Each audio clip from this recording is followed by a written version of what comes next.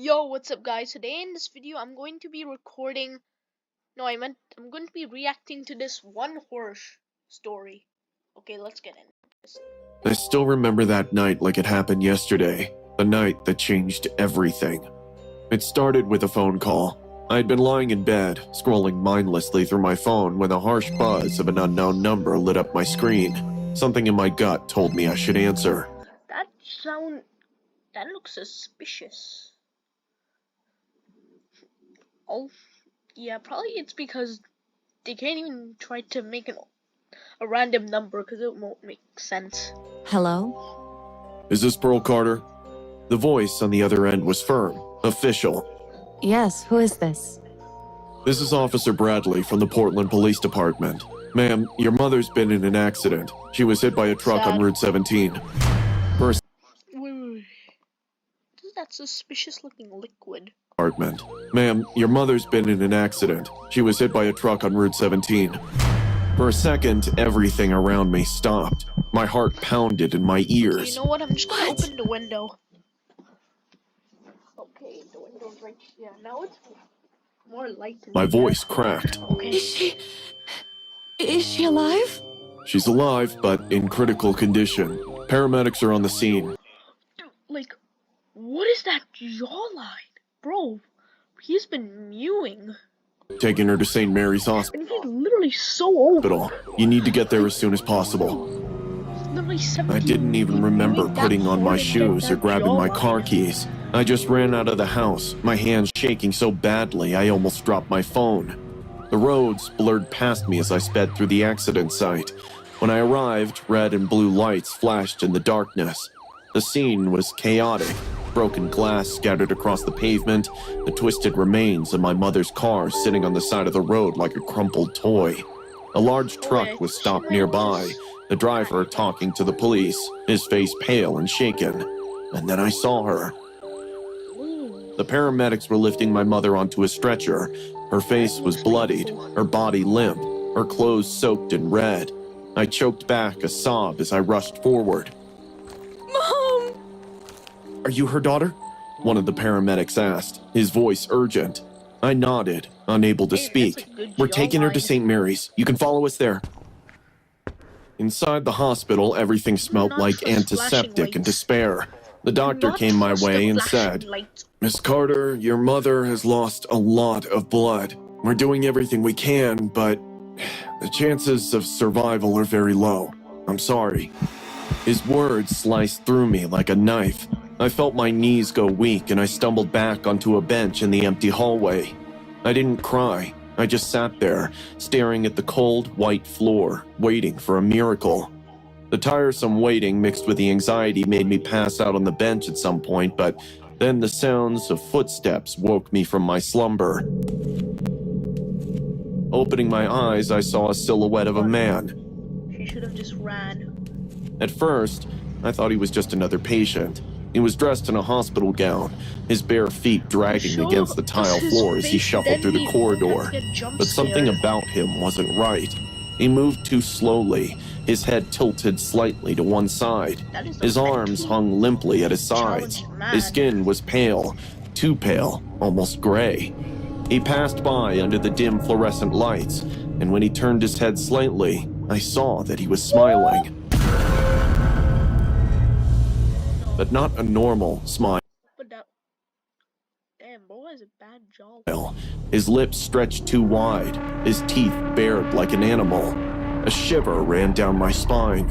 I swallowed hard, trying to shake off the unease creeping up my neck.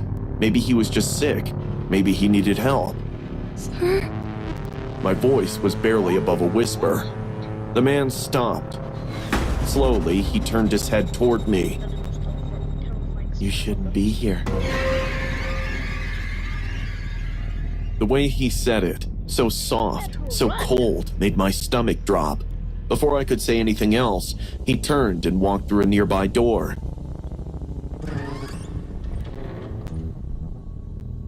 Something inside me screamed, "Don't follow him," but my legs carried me forward anyway. The door led to a small chapel inside the hospital. I had seen it earlier when I first arrived, a quiet place for people to pray for their loved ones. But when I stepped inside, it didn't feel holy anymore. The air was heavy, thick with something I couldn't name. The dim lighting flickered above, casting eerie The people sitting on the bench disappeared. shadows on the walls. The room smelled musty, like old books and something rotten beneath it all. The man stood at the altar, his back to me. His shoulders trembled violently, his whole body shaking as if he were freezing. And then he started whispering.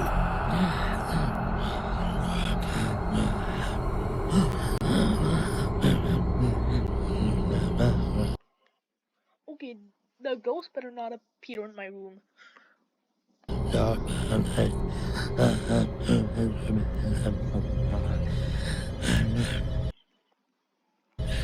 All under my skin, making my hair stand on end. Sir. His whispers grew fast, more frantic. His fingers twitched at his sides. Back. I need to leave.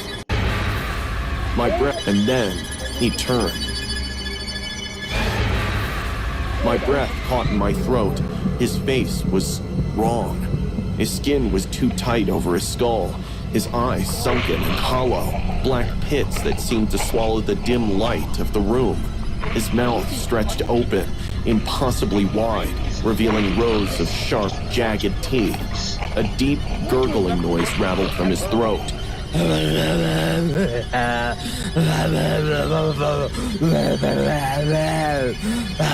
What are these lines on his teeth?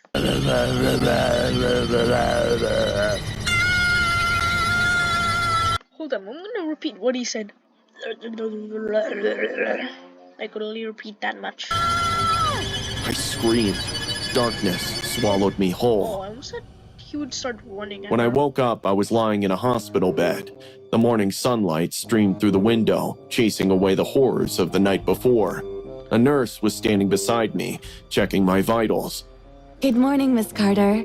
She said Okay, there's just 2 kindly, minutes You gave us left quite a for scare. the short We te- found you for the unconscious story inside time, the so I'm chapel. just not gonna say anything. the memory of that thing flashed in my mind, and I bolted upright.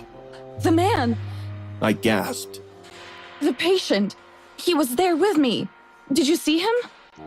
The nurse frowned. What patient?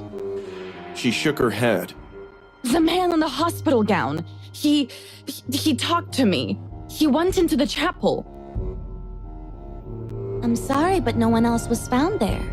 Are you sure you weren't dreaming?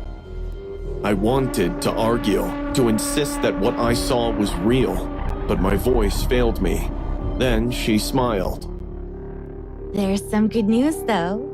Your mother made it through surgery. She's stable now. Relief crashed over me like a wave, and tears filled my eyes. I had almost lost her, but she was alive. Still, even as I sat beside my mother's bed later that day, holding her warm hand, I couldn't shake the memory of that thing in the chapel. To this day, I don't know if he was real or if my exhausted mind had conjured him in my grief and You know what, I'm just fear. gonna stop here. It's too terrifying. So, goodbye, guys.